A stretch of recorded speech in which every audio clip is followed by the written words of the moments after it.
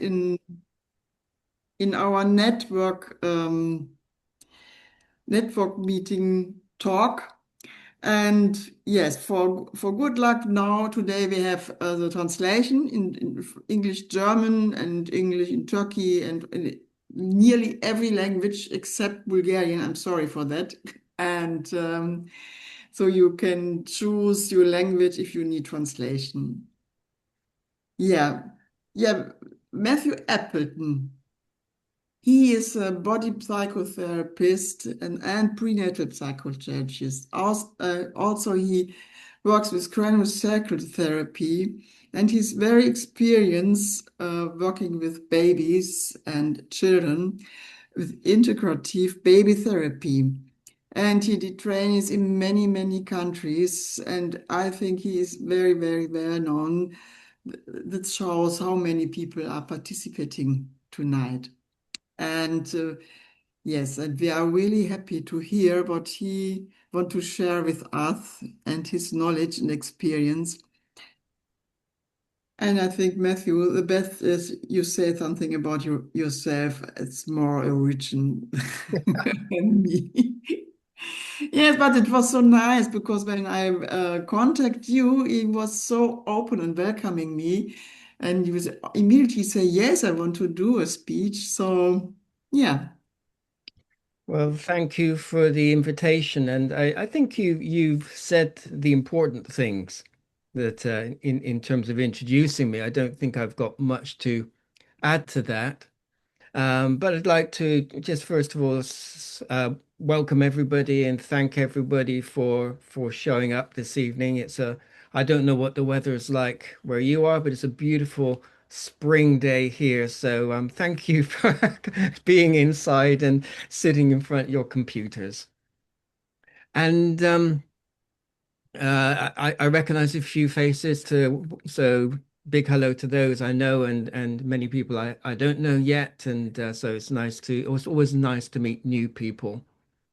Um, when I work in person, I always like to hear who I'm speaking to about everybody's background, but that's not really possible to do here.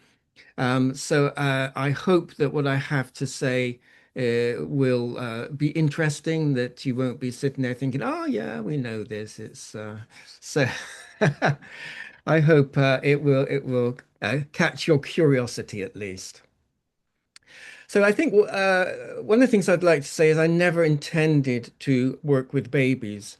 I didn't even know there was such a thing as a baby therapist. When I left school, no, that was not on my career path. So I kind of stumbled onto this path really by following a number of different interests, therapeutic modalities, which led me here.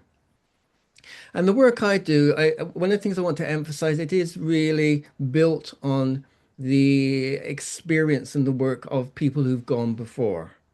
So what I'm showing is not something which I've discovered myself, but it's something I've created a particular way of working with. And when I work with babies in this way, one of the things I want to say is it's very embodied and it's very relational and it's very systemic. So when we work with babies with integrative baby therapy, we're working with the whole family system. And we have a whole lot of principles for how we do that. Now, I'm not going to go into all those principles because that will start to sound very, it would be in English, we would say very dry. It wouldn't be that interesting. Uh, but essentially, what I do want to emphasize is because I'm going to be focusing on working with the babies, that it is in the context of working with the parents and creating a container with the parents to be able to receive the baby's story. And that involves listening to the parents' stories too, because many parents, when they come to see an integrative baby therapist, they're coming because there's a so-called problem with the baby. But actually, the problem may be with the parents. It may be with something else that's going on between the parents. It may be their own unresolved trauma from the birth. from the mother giving birth and the father being at the birth. So what I really want to stress is that we work with all of that, but I'm not going to go into all of that this evening. What I want to focus on, because it's such a unique aspect to the work, is how we work with the baby's story, that babies have a story to tell about their prenatal experience, about their birth experience. But this is something which is hugely misunderstood in our modern society. And I think the one of the reasons for that is we've ignored the body and we focused on the on words, on narrative. Now, babies can't say, "Hey, mom, hey, dad, that part of my birth was really difficult." Not in words, but they can through their body language and through their emotional expressions.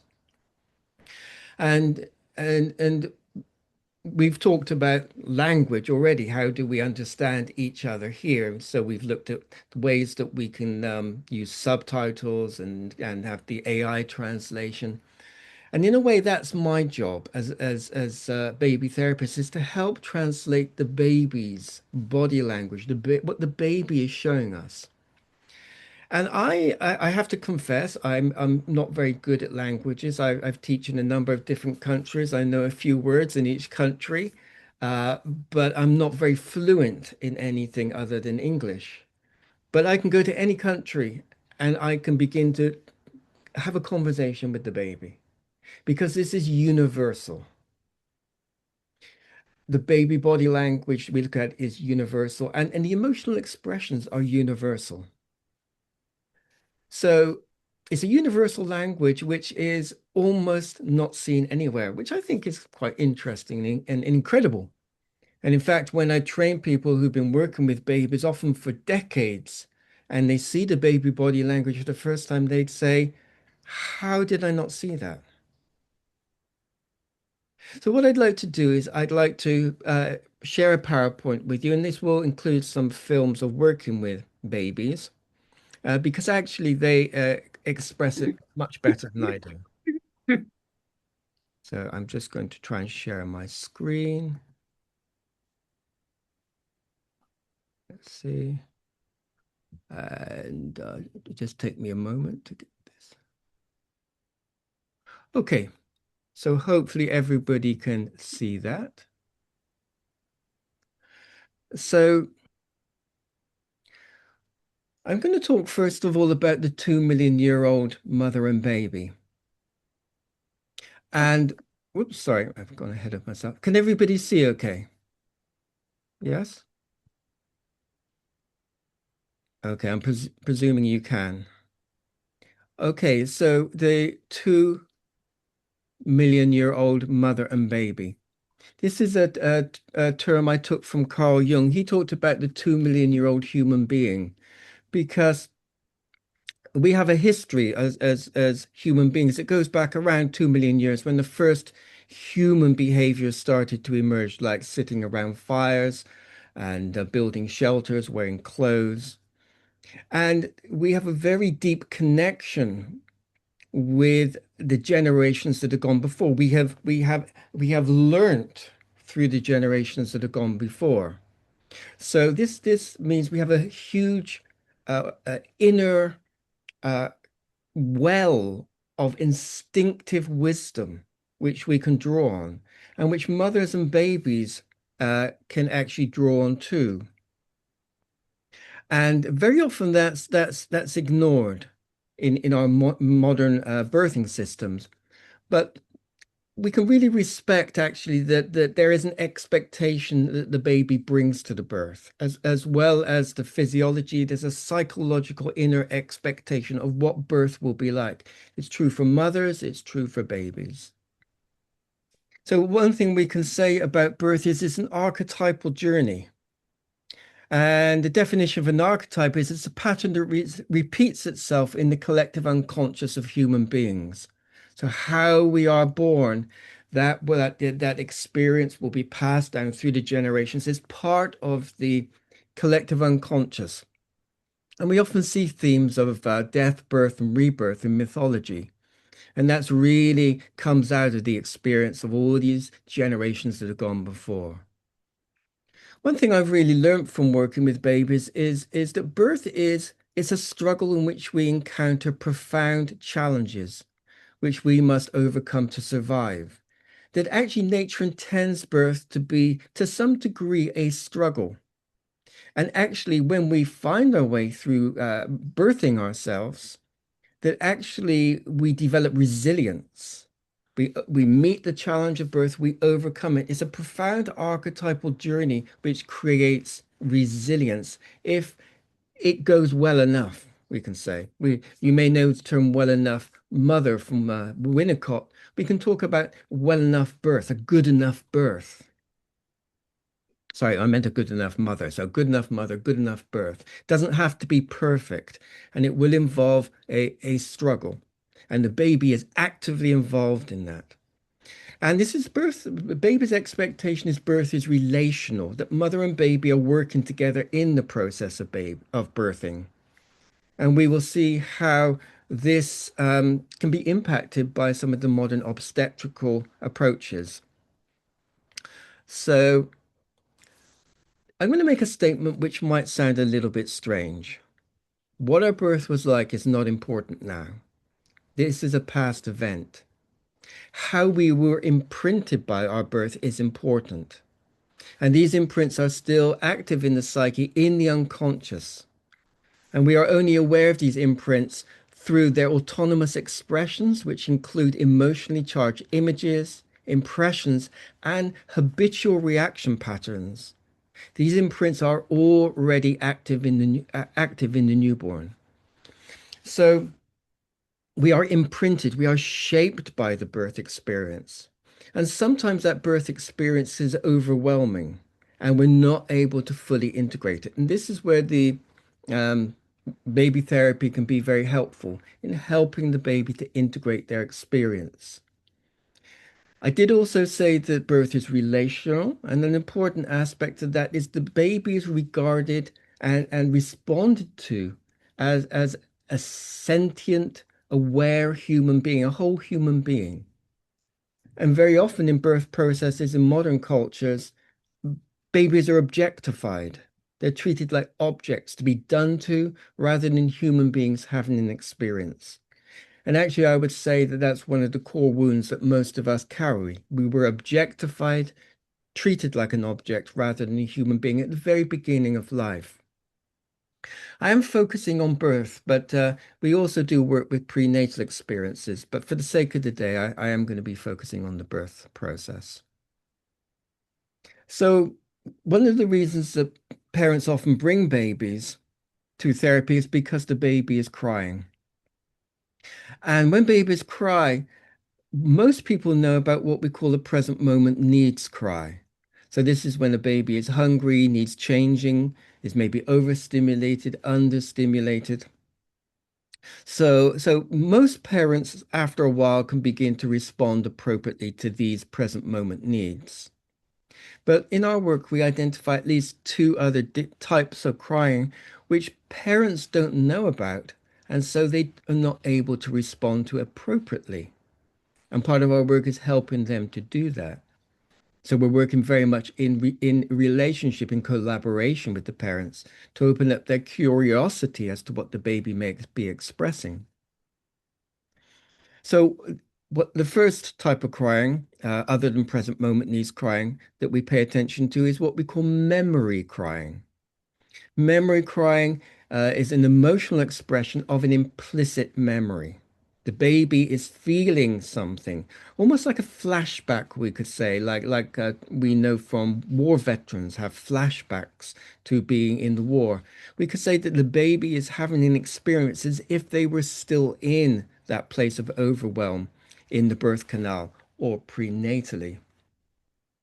So, memory crying is usually going to be either sad, angry, or anxious.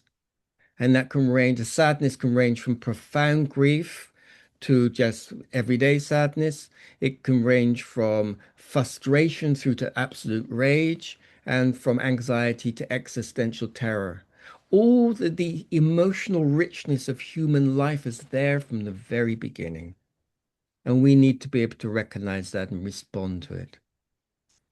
The other type of crying we identify is called dissonance crying. And this is when the baby is responding to unresolved stress or tension in their parents or caregivers. So one way to understand that is babies cannot regulate their own nervous systems, their own stress levels. So they are very much attuned to the parent's nervous systems, and they expect the parent to be attuned to their nervous systems. Um, so if parents are in states of extreme tension, or if they have a lot of unresolved trauma, then the baby can pick up on that, and the baby doesn't feel safe. We could say that the holding of the baby doesn't feel safe, so the baby doesn't relax. So in our work, we talk about a coherent relational field where everything is settled and there's not unresolved stress or tension, or an incoherent field where there is tension, stress, which the baby is then picking up on. So we call this dissonance crying. There is dissonance or incoherence in the relational field.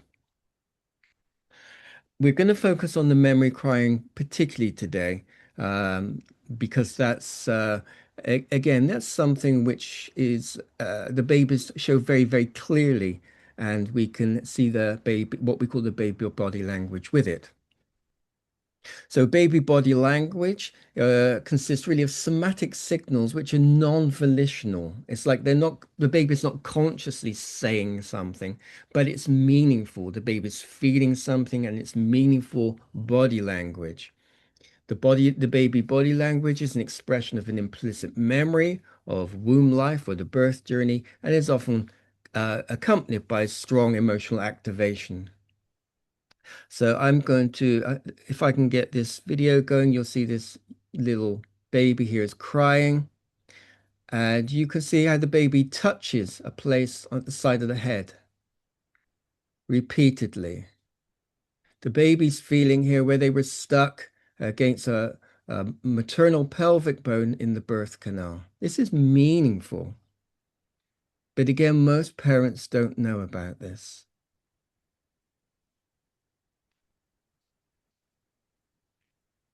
So, when babies come into the world, they come with a primal innocence, a primal openness to life. And babies often experience what we can think of as a primal wounding. Now, that doesn't mean it's terrible. It doesn't mean that this baby is messed up for life or anything like that. We don't want to over dramatize it, but we do need to recognize it to be able to engage with it. So this may be, as I say, a place where they got really stuck and overwhelmed in the birth process. It may be something that happened in the womb, perhaps some kind of parental trauma, maybe some kind of toxicity that came through the umbilical cord. It may be many different things. And we can go right back to conception, implantation in the early cellular stages as well. And these are expressed through the body language. So from that primal wounding, the baby expresses the story through the baby body language and through memory crying. But very often what happens is there's an inappropriate response because nobody or most people are not aware that the baby is expressing a memory is we could say telling a story about their birth or their prenatal experience. So parents often respond by trying to feed the baby because they think the baby is hungry, trying to get the baby to sleep because they think the baby is tired. And that's an inappropriate response. Not deliberately, the intentions are good, but it's inappropriate to the baby's needs. And this causes a secondary wounding, which is a loss of trust in the environment. It's like, I am not understood. I cannot be understood by the environment. And also because there is a mismatch between the baby's inner world and how the environment responds, we can lose trust with our inner world. We can lose trust with our instincts or we even lose trust with our contact with our inner world because we will cut off from it.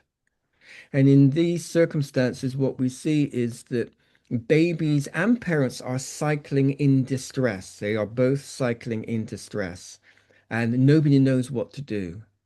This is often when they come to us. This is a quote from Alice Miller. Uh, it's not the traumas we suffer in childhood that makes us emotionally ill, but the inability to express the trauma. Now, what we often see is the babies are expressing the trauma, but we're not responding to it in an appropriate way. So the babies give up. They give up. And sometimes that giving up can seem like the baby's happy, relaxed, because the baby goes into a more parasympathetic state of freeze. And they seem to be sleeping well. They seem to be relaxed, but actually there can still be trauma there. So, just a quick recap. Babies tell their birth stories and their prenatal stories through body language and emotional expressions. And babies' stories need to be met with empathy. And the more accurate the empathy, the more the baby is able to release the tension and stress. So the baby is then not alone in their experience. There is an emotional resonance in which the baby feels somebody feels what I'm feeling, somebody gets what I'm feeling.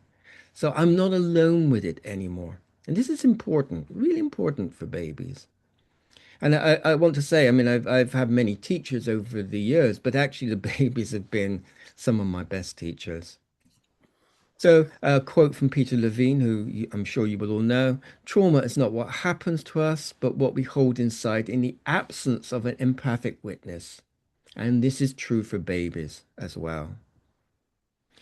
So, what I'm going to show you now is a clip of working with a baby. This particular baby has been crying for a while and touching certain places on his head. And I'm bringing in a contact to those places. So when we bring in a contact to those places, babies will it amplifies the baby's story. The baby will feel that the story is being engaged with. And we work with the parents to be able to come into empathy, accurate empathy with the baby's distress. We don't try to shut the baby up because then the baby's on their own.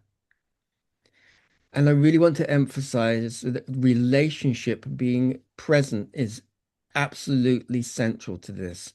If we are not present, if we're dissociated, then the baby's still on their own. So we have to come and be present with alongside the baby. We know that babies left to cry on their own is harmful. But babies, when they're memory crying and we can bring empathy into the relationship, it's very different. They're not alone. Now, this baby got stuck in the mid pelvis, and so what we actually see is what we call a rotational pattern. The baby's wanting to turn, and babies will often go back to the places where they got stuck, and we can support them to move through that again with empathic resonance with the baby's experience. So this does involve some very intense crying, and this type of high-pitched crying is very common with the memory crying. So just be prepared for that, and remember to keep breathing when you're hearing the crying. We often say this to parents as well. We encourage them to keep breathing because we often get stressed by the baby's distress and forget to breathe. And so breathing helps us to stay present. So I'm just going to start there.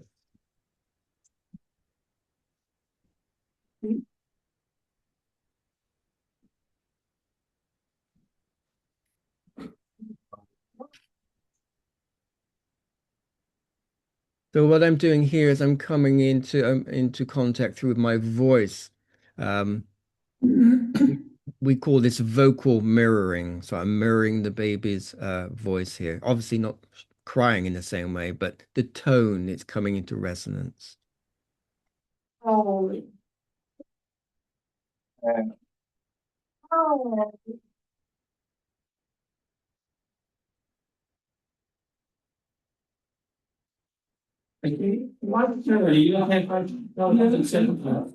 So here, this is actually the grandmother with the mom here is supporting the feet.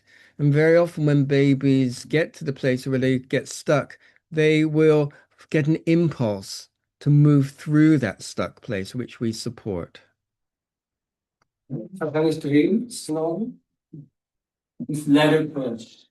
Ja, du lässt sie sich abdrücken. Ja. There you can see the impulse is really built and the baby's moving forward. And so they're being supported, which gives them the power to move through the stuck place. Ja.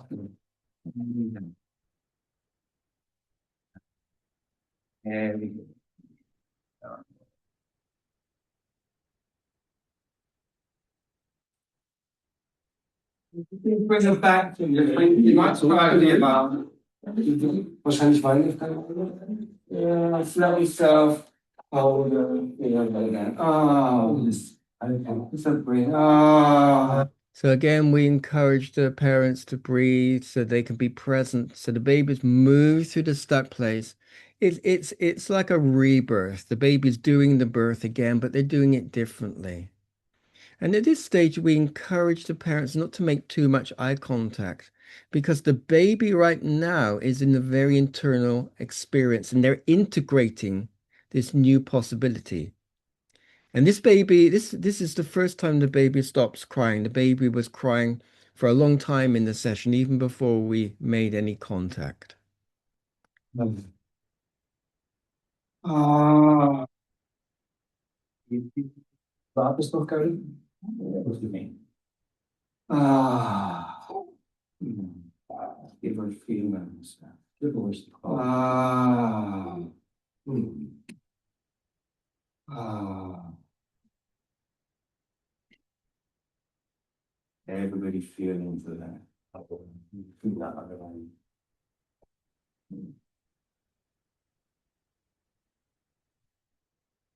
So very often with these periods of integration, there's a very deep stillness that comes into the room. Maybe you can feel that.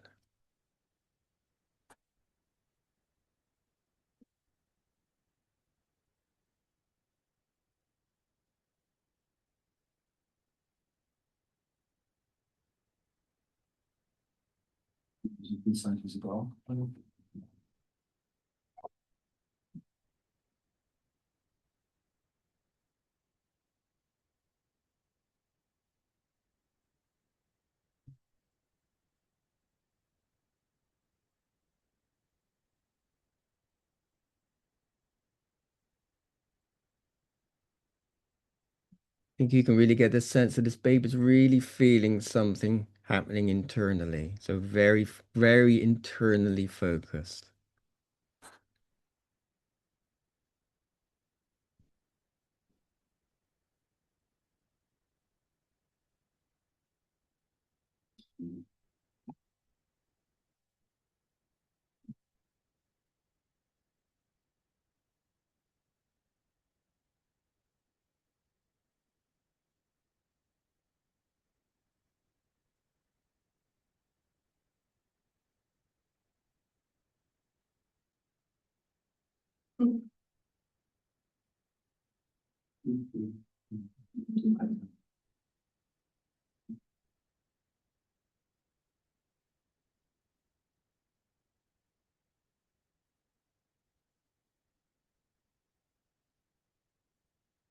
Okay, so this is a baby who's been crying for a very long time, who cries a lot at home. And very often what we see after the session is either the crying stops or it diminishes. It doesn't always stop in one session, but over time the memory crying diminishes because the baby has integrated the experience, the overwhelming experience. I'm going to show you another video. In this one, it's showing you a baby who is also um, showing their birth experience, and this is related to the pelvic outlet as the baby's face moves over the sacrum. And this baby isn't distressed.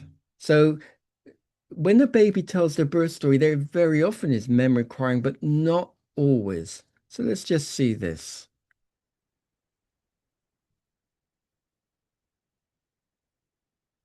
Ha fatto in incubatrice. So what I want to stress here is the baby is moving my hand. I'm not moving my hand. And the baby is moving his hand over the areas of his face that were really squashed against the sacrum. Wow, got through there. There. Wow. There.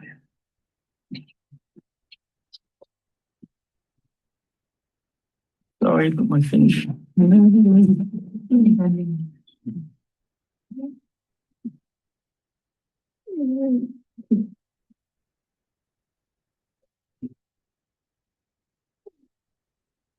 Oh, And we're celebrating with this baby. Wow, yeah, you got through there. Well done.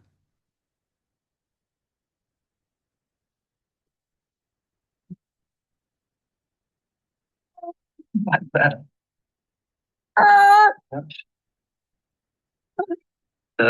One of the things you could do is just let him do that. If he takes your hand, he puts. So now I mirror this back with the gesture with my own face. It's like, yes, this is what it was like. Like this.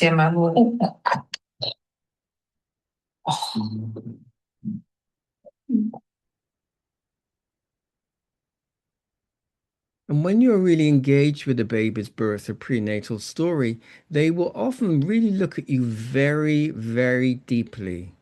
It's like they're really getting it.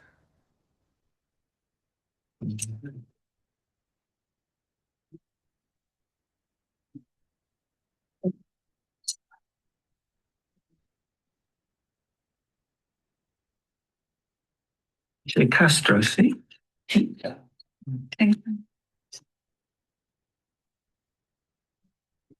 Well, baby, it's their story reflected back at this.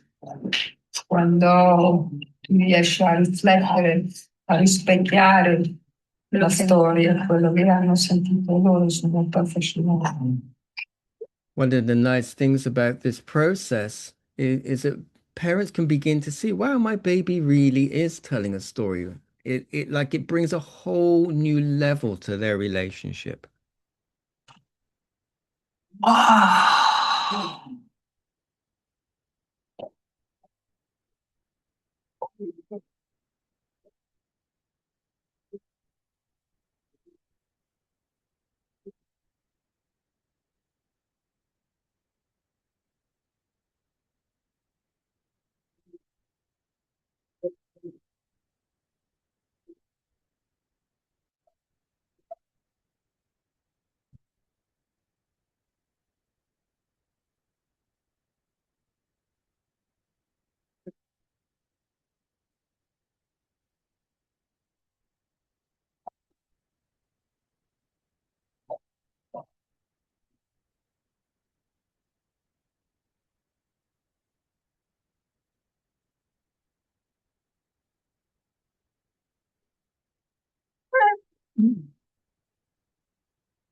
Beautiful. So you can often see these kind of very small micro movements too, which we mirror back. And again, the baby feels a deep resonance. It's like somebody is getting my story. Do you remember something? Tu pensi che lui si ricorda di qualcosa? But again, he doesn't remember with distress. Okay, sì. Si ricorda ma non con disagio. This is just like saying, oh, this is the way it was. Ecco, era così. Oh. So in this case, I'm able to reflect back to the parents. It's like he's not showing distress. So it's he's just showing us how it is. And it can often be very reassuring for parents. Oh. Little bit stuck, but forse era un po' incastrato. It was a bit tight. Oh. And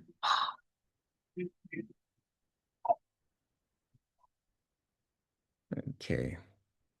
So one of the things I briefly want to talk about is obstetrics, because Obstetric interventions are something that the 2 million-year-old mother and baby are not expecting. It's something which feels alien. It feels mechanical. It's something is being done to them, which can often be shocking. And now some of these obstetrical interventions are necessary. They can be life-saving. Sometimes they are overused. But either way, it will still have its imprint, which we can work with. That includes chemical interventions. So, for example, I worked with a client this afternoon where there was an adult client where they'd been born by cesarean section with full anesthesia of the mother. And so for the imprint there's nobody there for me. There was a sense of there's nothing here, not even nobody, there's nothing here because the anesthesia numbs and leaves the baby on their own and also invades the baby's own system. Also, induction augmentation drugs have their impact too. And then we have the mechanical interventions such as forceps, the vacuum, ventouse, manipulation of the baby through the mother's abdomen, and of course C-section. We're going to look specifically at the cesarean section now, just as an example. So I'm going to show you a little bit of work again. This is in Italy, working with a baby who was born by C-section, emergency C-section, so got stuck. And you will see this baby actually has been crying for some time, and you will see this baby is touching his head in certain places where he got compressed. So again, remember to breathe when you hear the crying. Oops, sorry, I went ahead of myself. Let's try again.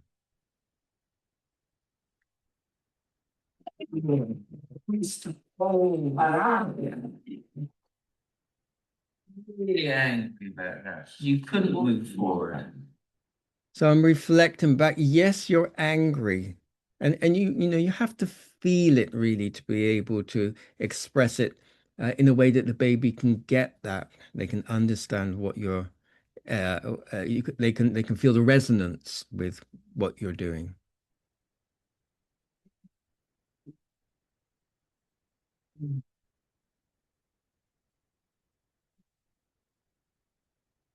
Now, mom touches the baby's head here and wakes up the birth story. She touches a place where he got very compressed, and you'll see he starts to touch that place now. You okay? Just let him cry. He's still feeling that. Perché lo sta sentendo, lo sta recordando. Touching places where he's there. Tutti i punti dove lui sentiva questo. Okay, would you mind actually if I just put my hand on his head there? Mi dispiace se metto la mano sulla. Is that okay, Monica? Sì, sì, sì. So I'm asking permission to make contact with the baby where the baby's touching. And non-verbally, I'm also doing that with the baby. I'm asking permission. And if a baby rejects, then if the baby turns away from contact, then I know that that's not appropriate. But if the baby stays in contact, then I know that it's an appropriate intervention to make. Okay.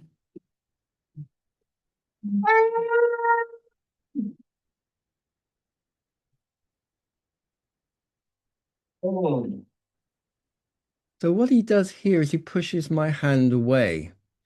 Now, this is a place where he got stuck against the mum's pelvis and couldn't move forward. So very often we are left with what we call learned helplessness from these places of overwhelm where we couldn't move forward. But here he has new options. He can push that contact away. So this is empowering. It's giving him an opportunity to be empowered where he would have been helpless before.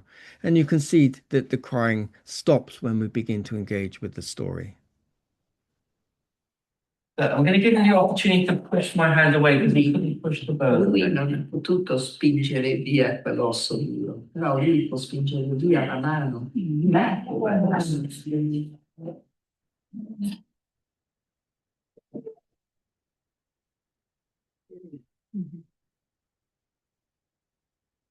This is another stage where the baby goes very internal. It's like something different's happening here. And so he's feeling it. He's feeling, okay, now I can push this contact away. I'm not helpless.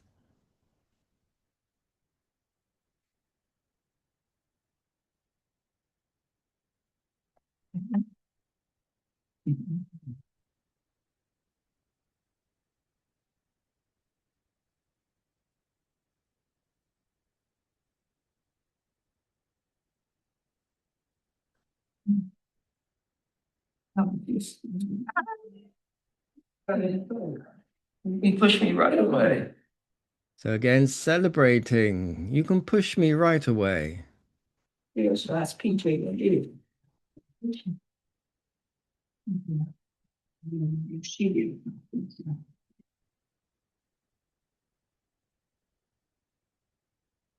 Because I can be for family friends.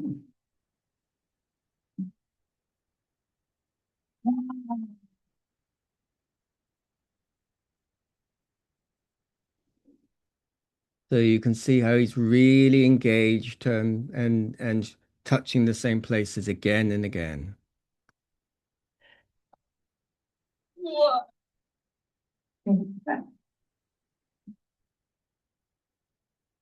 Just feeding into that's another possibility. You can do un'altra possibilità, qualcosa che non ha potuto fare allora. Oh, wow, you can do that. Yeah, I like that. You can do that. You try to achieve the other.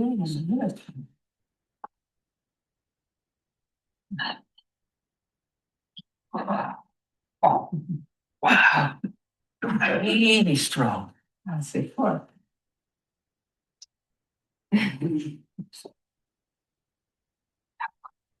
That was a. Gosh, you are really strong. Yeah. Again, we're really emphasizing, yeah, you're really strong, you're powerful. And again, it's conveyed through the tone of the voice, through the celebration. You can see Dad's really enjoying this too. Wow. Yeah.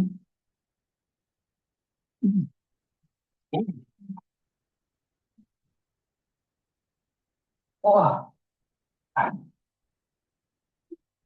One of the things we talk about is amplifying the story. So we make the story bigger. So it's the baby's really feeling the power here. And babies and children, they don't distinguish between play and therapy. It's all one thing. So we can be quite playful with this at this stage. The baby's not in distress anymore. It's feeling the new possibility. So it becomes very playful now.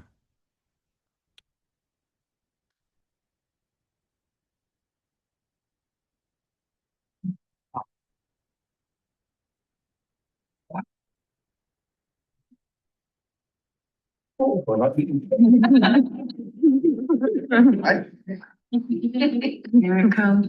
Here it comes. Yeah. Now you see something's different. Now he doesn't let me near him. And my sense here is something changes.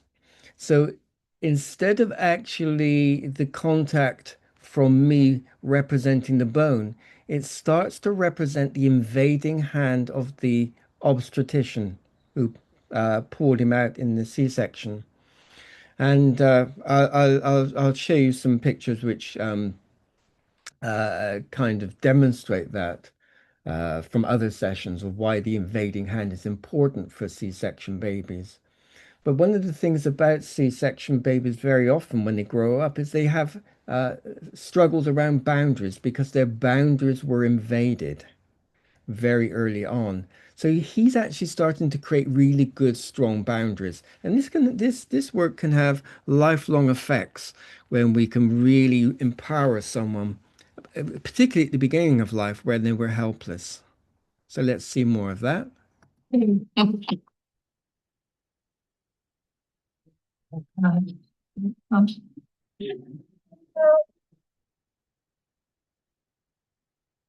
Yeah.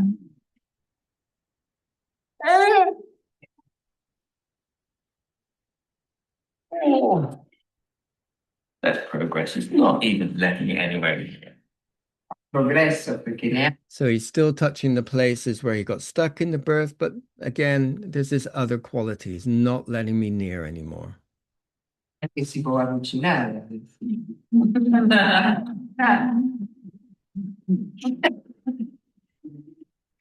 Of course. Mom's really getting into it now, so it's become really playful. Wrong. Forte, wow. Now, there's just one more piece in this I'd like to point out.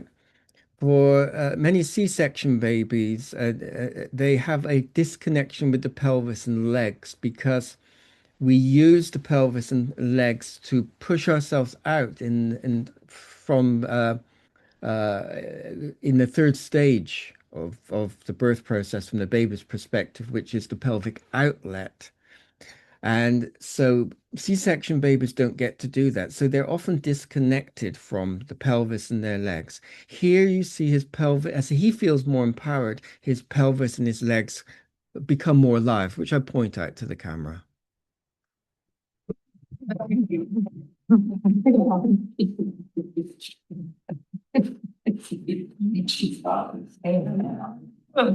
got Superman for a baby. Superman.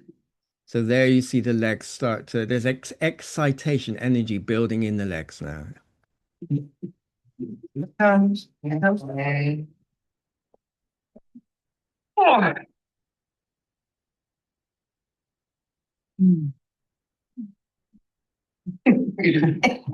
He's ready for it. See that move like a lemon.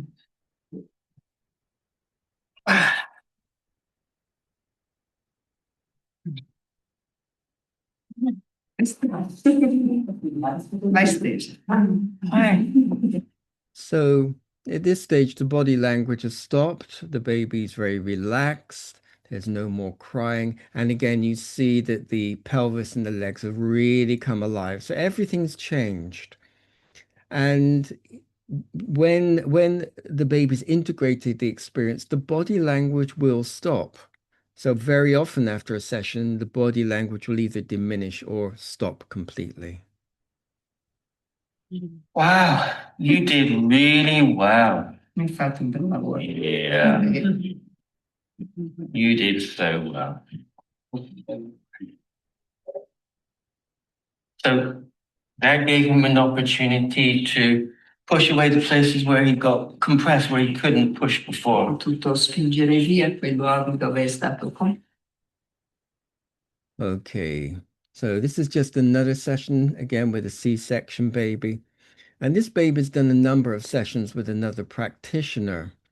So this was a baby who in early sessions was very distressed. But what we see here is that he moves through the whole birth process in a really celebrating it and really wanting everyone in the room to see what he's done. So first of all, you see him touching certain places on his head where he got stuck.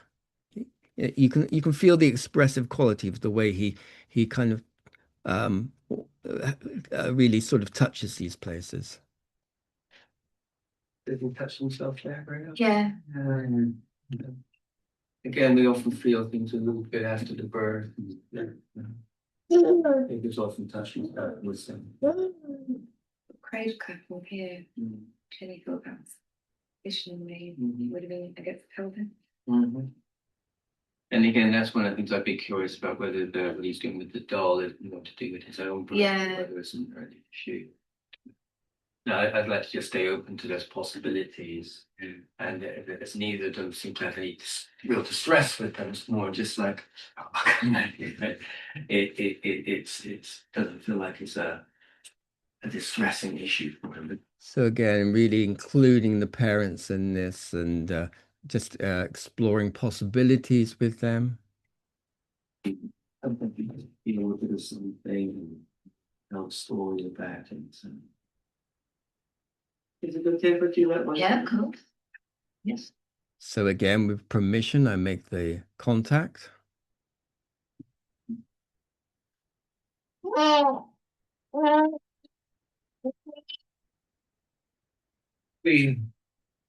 And again, he pushes away. He feels empowered. I can push that contact away. Wow. Yeah. What's that? Yeah.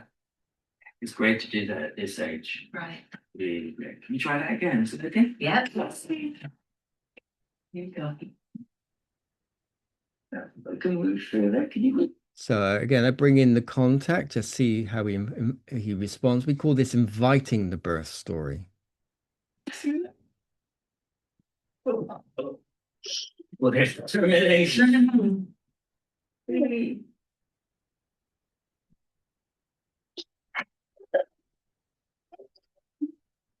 I bring the contact to the feet. His feet seem to be searching for contact.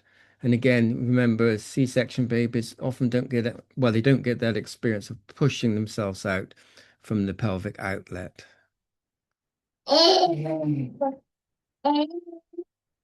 Giving him something to push against.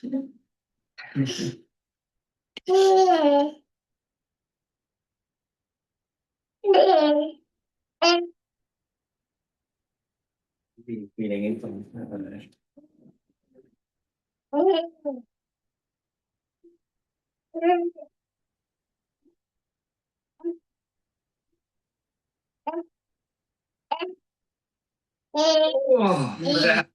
And again, what's important here is the impulse to move forward came from him. Ah.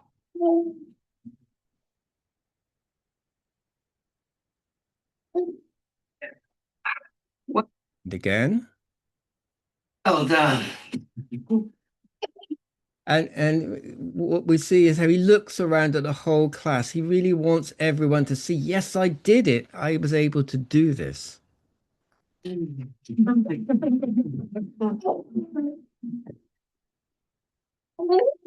he goes back into that place where he got stuck in the birth and he moves backwards, which would have been the way that he was pulled out.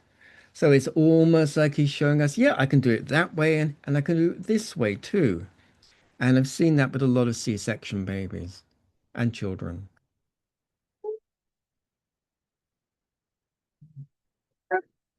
That's that place where he moves back. And again, he looks around at the class. Do you see what I can do? I can go that way. I can go this way. I have choices now. Yeah, there. You see how he really feels into something. Yeah. And then he did it. And then he just heads off into the world. He's like a little explorer just to enjoy the environment, to play with the tissues.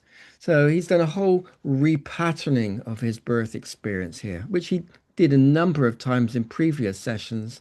But when he first started doing it, he was distressed. Now he can do it without the distress. So I'm going to finish there and just a brief little advert from my book, Transitions to Wholeness, Integrating Prenatal, Transpersonal, and Somatic Psychology. And it's also published in German under a different name, which I'm afraid I can't pronounce. So I'm going to come out of this now. And yeah, open it to any comments or questions. And I couldn't see everybody, by the way, during that presentation. So it felt a little bit strange just talking to my screen without seeing anybody. So I hope you could follow me in that. I like to see people's faces, really. But yeah, that didn't happen. So yeah, any comments or questions?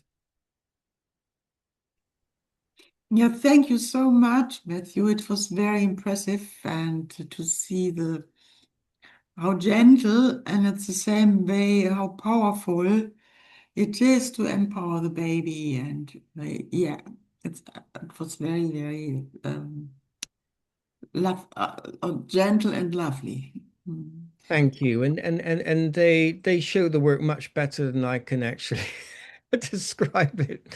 So I'm glad to be able to share those, which I do with permission, by the way, that these are within workshops where I have permission to share for teaching.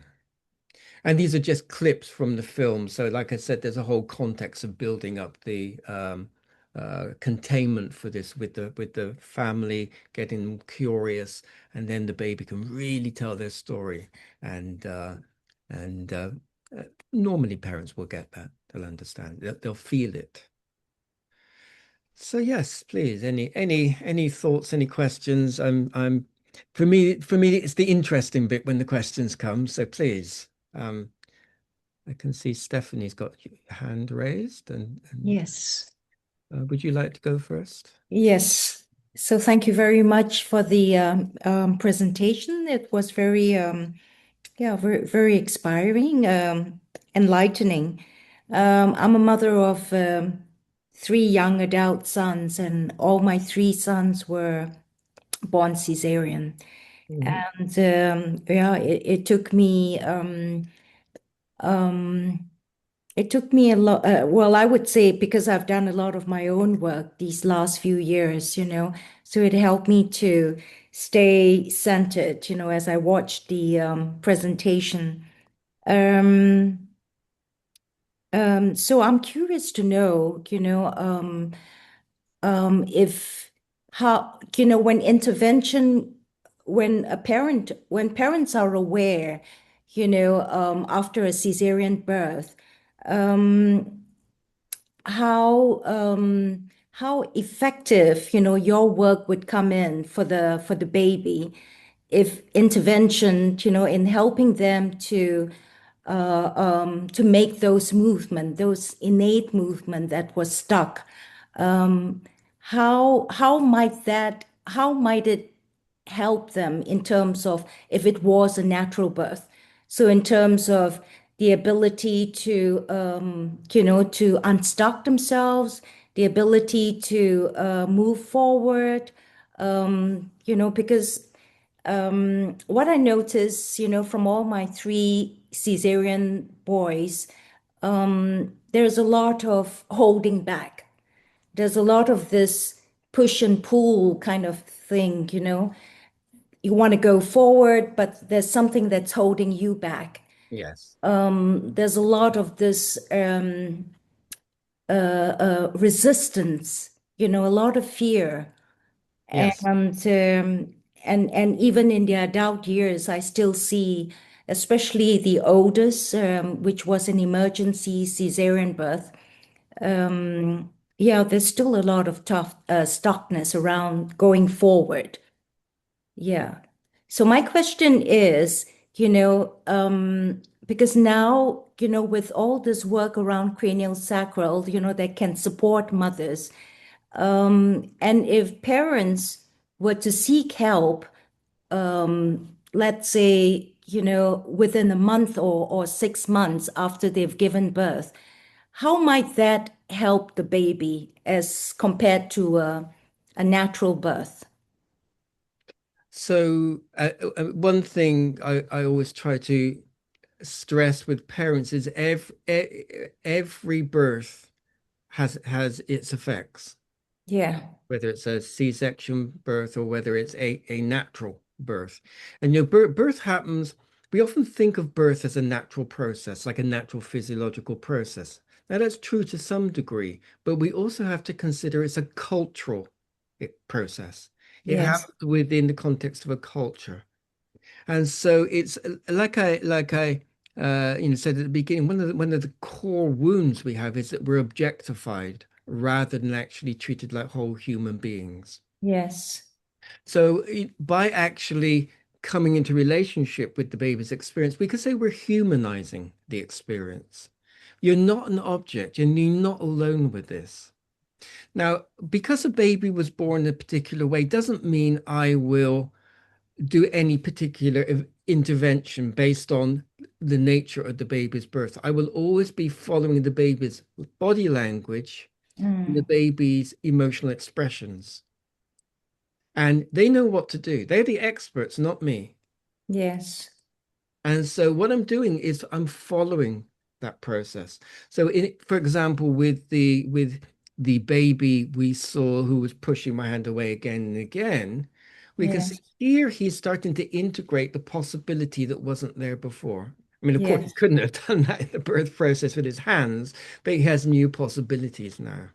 So this shifts the inner experience from I'm helpless to I can have some power in the world. And Yes. by the way, you can do this at any age. Yeah. But it's like obviously the earlier the Yeah. better. Yes. But still, nothing's completely finished. Yes. So you saw this baby create boundaries. Now his boundaries were invaded. Yes. So he has a new experience now. I can create boundaries. You can see his pelvis, his legs started to come alive. It's like Mm. as he felt power, that power Mhm. was really moving down into his body. And so it's like he has a whole set of experiences he hadn't had before. That will settle into his neurology. That will become part of who he is. Yes. Like he's not stuck in that old place. He has new possibilities. Yes. And then we can also look at the ways that parents can support children. For example, birth issues often show up around transitions. Yes. It may be leaving the house, it may be going to school or leaving school. Mm.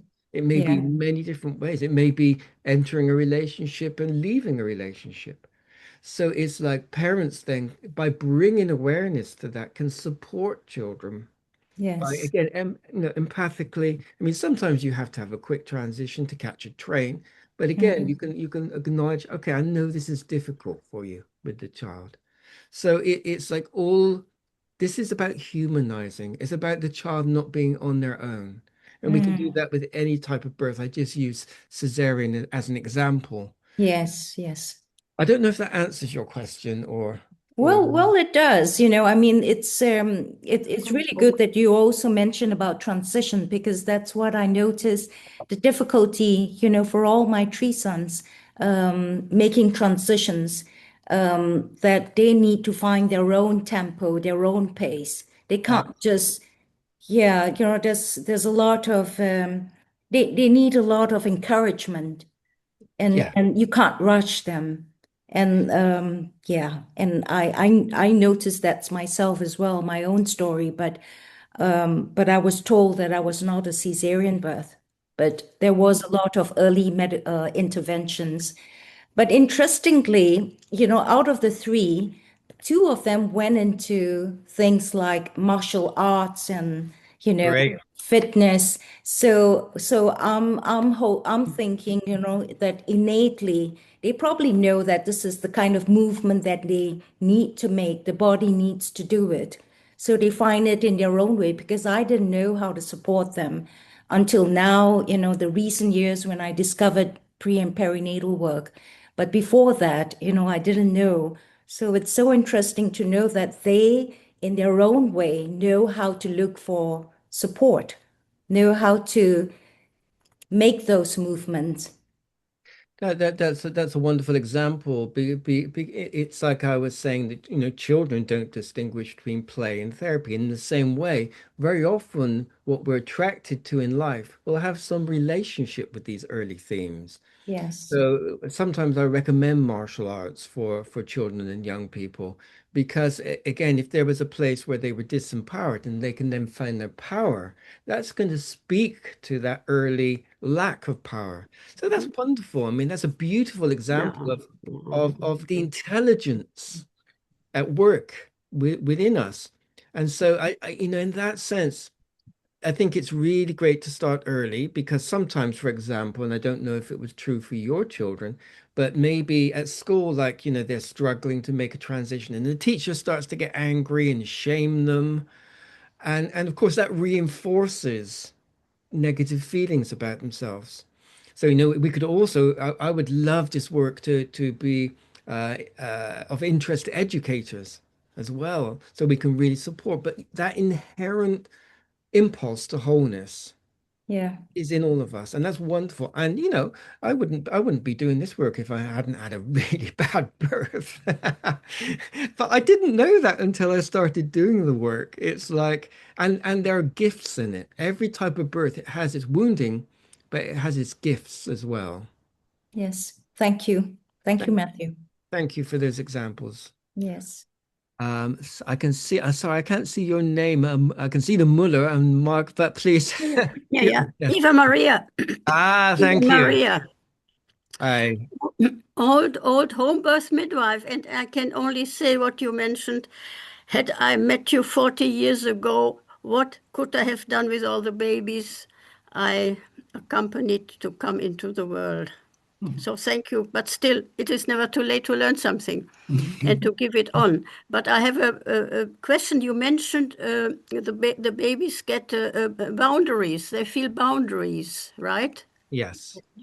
So I think about all these young people, children who become more and more aggressive, who run around with knives and kill other people.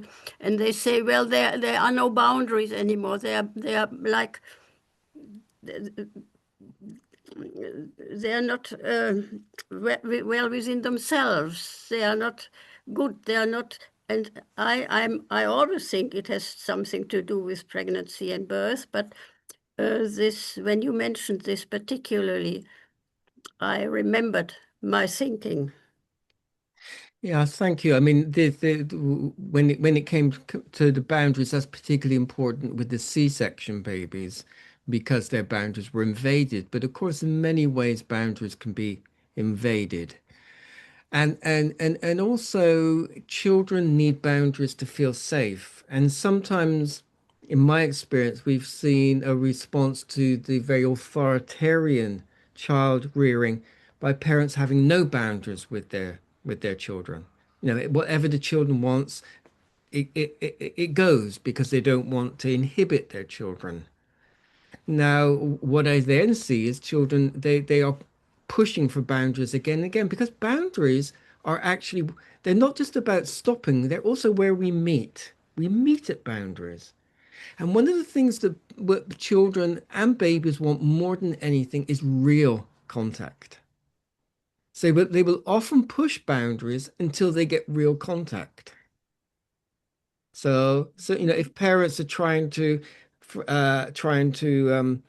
not inhibit their children, but actually are quite angry about what their children are doing, the child feels it. So will push. I mean, I see that a lot in England. I don't know if it's true everywhere, but I see a lot of that in England. So yes, boundaries are important. They contain and we meet at boundaries. And Thank actually, you. just sorry, just one other thing on that is we have a relationship with our contractions as well. So sometimes, for example, one of the things we've seen with adults is because if their parents were very dissociated or drugged in the birth, the only place they felt contact was through the pain of the contraction. So they will actually look for pain in relationship later on as a way of finding contact. So, you know, this relationship with boundaries, relationship is very important. And one more thing I want to say.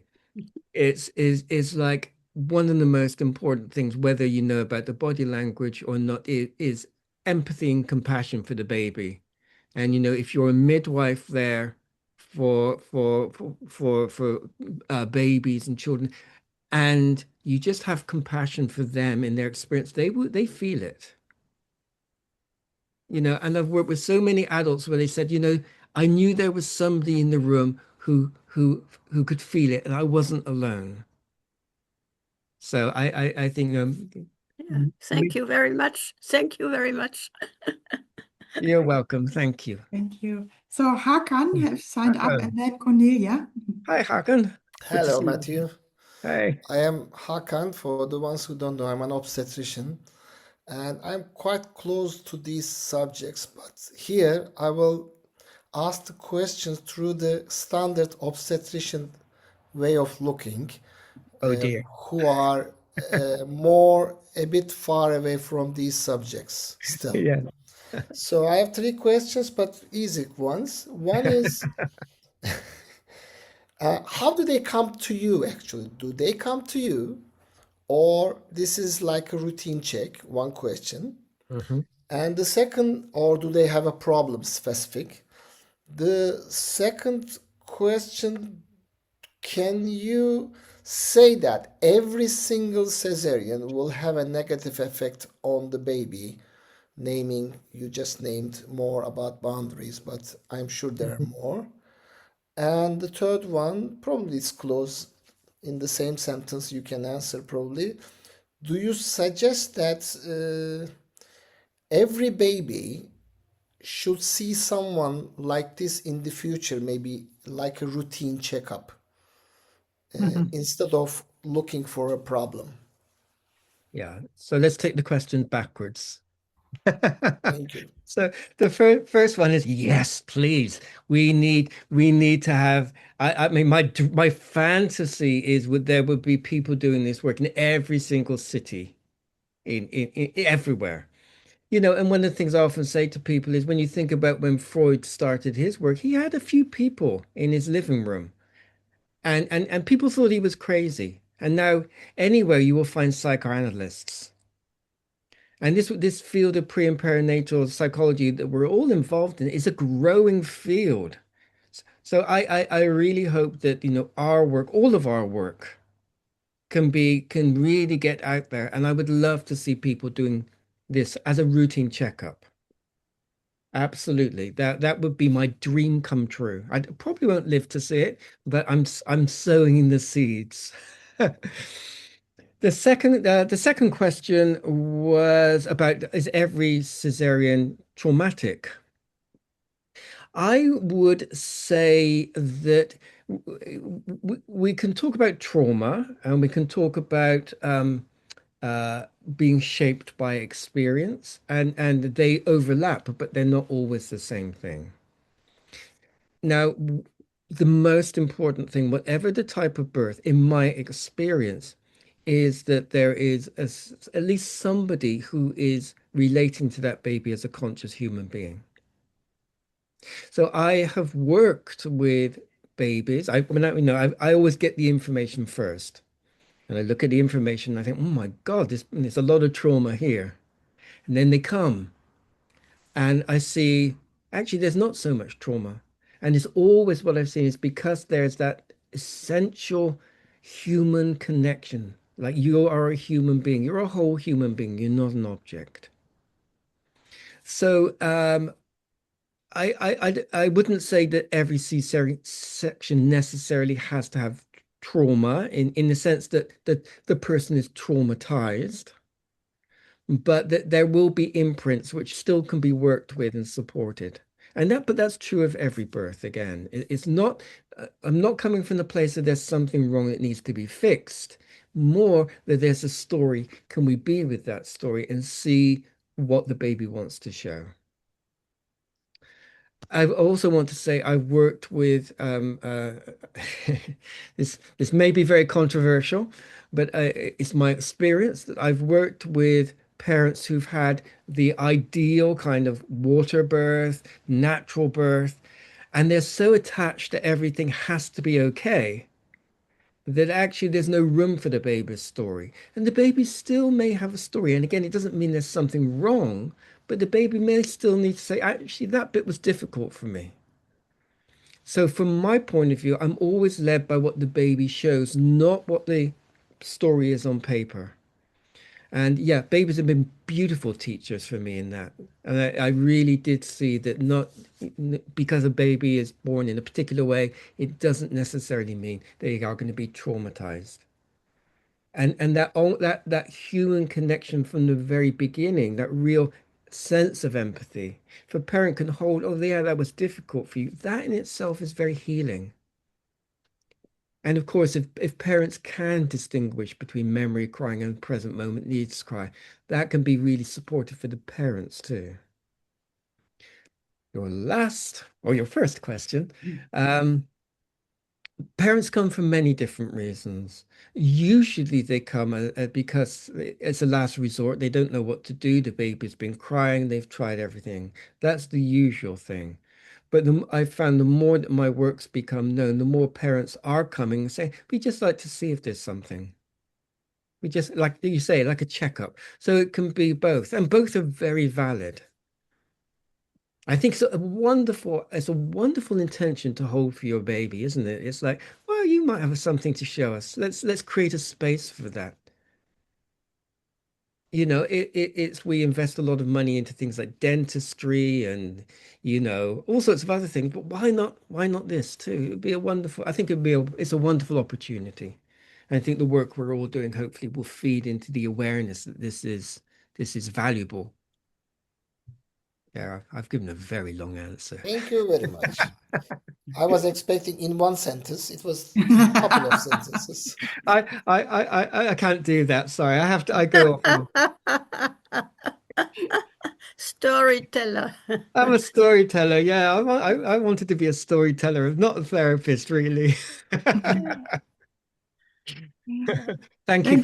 Thank you for the question. I really appreciate the question. So thank you. Thank you very much. So, Cornelia, would you also have a question? Yeah, hello, I'm Cornelia, and I wanted to listen to you because I have had attended the courses for baby therapy from Carlton years ago. Yes. And I'm always attached by watching what the baby tells. And it's not so common here in German, in my town. And parents very often don't want to spend any money by their own for the children. This is a problem here. And therefore, there are not coming any babies anymore. But still, I wanted to listen to you, and I wanted to watch the clips to see the baby body language, because I think the stories the babies can tell, it's always amazing. I thank you very much. Yeah, it's like a dream. Thank you. And Carlton was one of my main teachers. So Yeah. My work is profoundly influenced by his work. Yeah. And yes, I mean it would be wonderful again if this work could be more available to people despite financial issues. Yeah. But I do have to say I've worked with people who have very little money, and I do offer low cost for people. But I think to be honest, I think it's more about the motivation. Yeah. That people actually need to feel the motivation, and very often there's not the awareness there that actually there is this type of work that can help with babies. Perhaps I have to talk to children's doctors. They should know something about it. I don't know. Midwives, there are many different people that we can network with, and so yes, it's worth doing that. Yes. Well, I will try. Thank Good you luck. so much. Good luck. Thank you for your enthusiasm for the work. I appreciate that. Thank you very much. So Chantal, she signed up. Yes, thank you very much. So inspiring to see your work. Actually, I have a question. So, of course, you are very experienced in interpreting the body language of the baby, and you're trained and everything. So, in some cases, I find it very hard actually to interpret the signs of the baby, especially if it's like a repeated medical trauma, for example, micropreemies, because they have so many experiences. Or in that later case you mentioned, and that people, because I'm an osteopath, so sometimes they just come to check up. Yes. And then you don't have like a working thesis. Sometimes I'm like a little bit lost. Of course, then they touch the head, something was with the head, but not exactly what. And and also with this repetitive medical trauma, because they have so many border experiences. Yeah, do you have any tips? And when is your next workshop in Germany? Thank you. Well, yes, that's a sore subject because uh, I mean there are many reasons for this, but part of the problem for me is because of Brexit, I can't travel as much. So I'm teaching in the Czech Republic, I'm teaching in Hungary, I'm teaching in England. And so I have done a lot of work in Germany before, and there are people doing this work in Germany as practitioners. Um, yes, it's there's no kind of easy answer to that. I do hope to come back to Germany at some stage, and I do hope we will join the EU again. But there we go. Um, but what I would say is, of course, yes, when you do a training, like if you anybody can touch a body, but when you do an osteopathic training, you have new skills. In the same way, it's like anybody can relate to a baby, but when you do the training, you get the new skills. But what is important, and I think you probably have this already, is just relate to the child from your heart as a human being. Whatever, even if you don't understand, you can say, "Oh, yeah, I can see there's something there." You can reflect it back. You can engage with the child. You can have all the techniques in the world, and if you're not coming from the heart with real empathy, you're not going to do good work. So that's the most important place to start with. And I'd encourage you just to um, uh, keep um, following your interests. Things will appear. I will say, Ursi, you're here. So Ursi is in Switzerland. You're doing workshops, aren't you, Ursi? Ursi is trained with in the integrative baby therapy. Ursi, would you like to say anything about what you're doing? Oh, I've put you on the spot. I'm sorry. thank you, Matthew. Yeah, I mean, we're giving speeches and we're doing like small workshops. And yeah, actually, we're giving now a cranial baby therapy mixed workshop in June, but it's only starting now. So we want to just maybe get some more modules. And yeah, we'll see. And we're also planning maybe something in between ISPPM and yeah, we'll have some talks, Kolam and I. We are a little bit pregnant with this idea. Yeah, we are pregnant, and I mean, my idea or my wish is the same as Matthew's, that every baby can get a baby therapy. And my wish is that maybe we can have a team together so people can really take out some different kind of informations from different people. Great, thank you, Ursi. And one of the things that I'm doing over the next year is actually bring in the different groups, because there are different groups in different countries, to create an international network for the IBT. And also I will be writing a book specifically for parents this year, which I hope to get published by the end of the year. So the work will get more out there, and there will be more opportunities to deepen into the work. But always begin with empathy. Don't ever underestimate the power of just empathy. This is a human being who's had an experience, is having an experience. That's the best starting point. Yes, I totally agree, Thank Matthew, with you. empathy and an open heart. And we can grow into the empathy as more we know our own story and Absolutely. integrate our own story. And then we get this empathy where you are speaking about. And there's one more hand I see. Mona, I think, Mona, you got your hand up. Hallo. Yeah. Hi. Danke, Matthew. Meine Frage ist, bei einer sehr schweren Geburt arbeitest du manchmal allein mit der Mutter, um das Regulationsfeld für das Baby zu stabilisieren, oder arbeitest du direkt mit dem System Familie? Okay, the question is, when a mother has a very, very difficult birth, do you work directly with the mother or do you focus on the whole family system? You'll translate what I say, I presume. So, or do you have the translation in the captions, just so I can get the right rhythm? Hast du die Übersetzung in den Untertiteln, Mona? Ja, habe ich. Danke. Ja. Yeah. She has. Okay, great.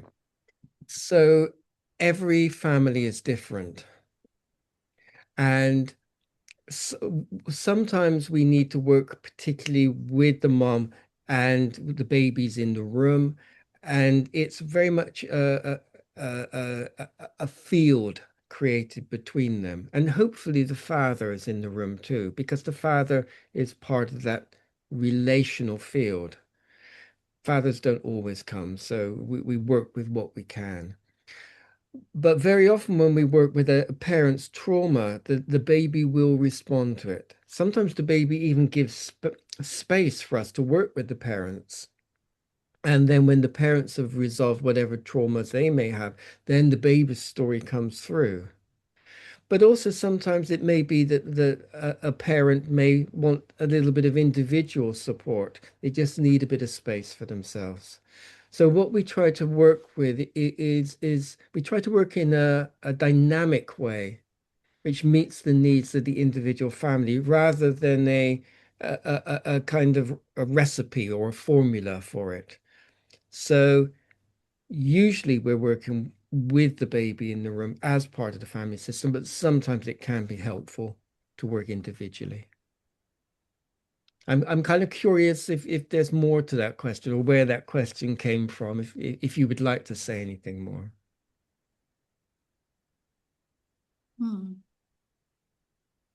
Maybe I can, or do we have more questions, Mona? No? Okay. Well, thank you for your question. Danke.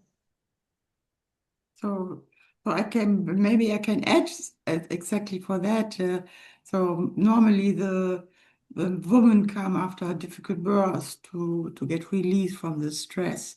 And if the baby is very small and little, they bring the babies with. And my experience is very often the baby is sleeping, waiting until the mother can discharge and relax. And in the moment the mother has more resources, the baby wake up and then the baby asks for his relaxation. And but it's, as you say, it's very individual. And sometimes the baby says, I'm first.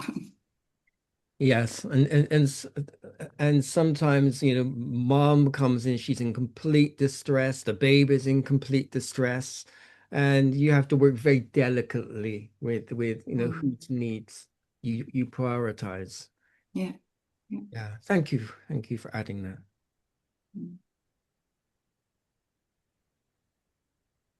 Anybody else?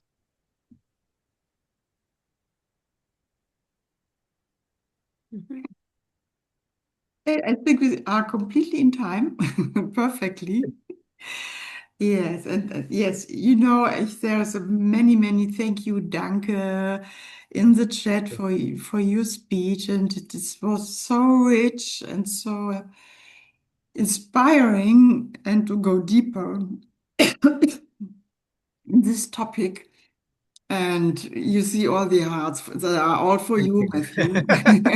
Well, thank you very much. And I've been doing this for many years, and I still love talking about it. And so I get a lot from it. Thank you for your curiosity in showing up.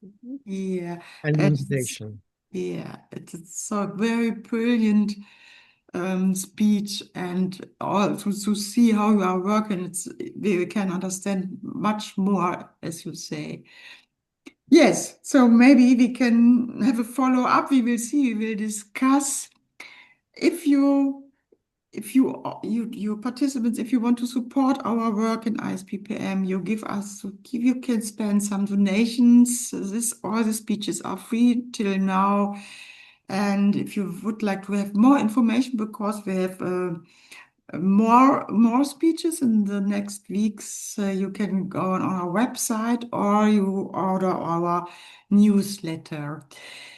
Yes, so this is from my side. If there is someone who want to say something at this time, please feel free. Okay.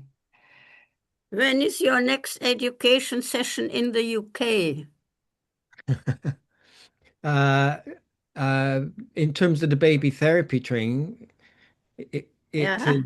it's 2028. Oops. Oh. And the next one in Hungary or Czech Republic? Hungary and Czech Republic, yes, they're already full with waiting lists. So Oh. so Nice. yes, but I am focusing at the moment to get the book done and really start to coordinate the people who've done the training, and then we will go into another stage of training. And hopefully, I will come to Germany or Switzerland. Yes, yes. Yeah. Yeah. Or the Brexit comes to a happy ending. Oh, I wish. I can tell you a lot about the politicians' birth stories who promoted Brexit. Yeah. Believe me. Yeah, yeah. Put that in your book. Put that in your book. Don't tempt me.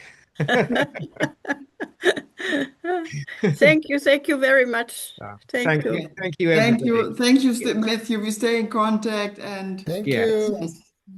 Thank you, everyone. See Yeah. us. Thank you. Bye-bye. Enjoy the spring. You Yes, too. enjoy. You Bye. too. Yeah. Yeah. Bye. Ciao.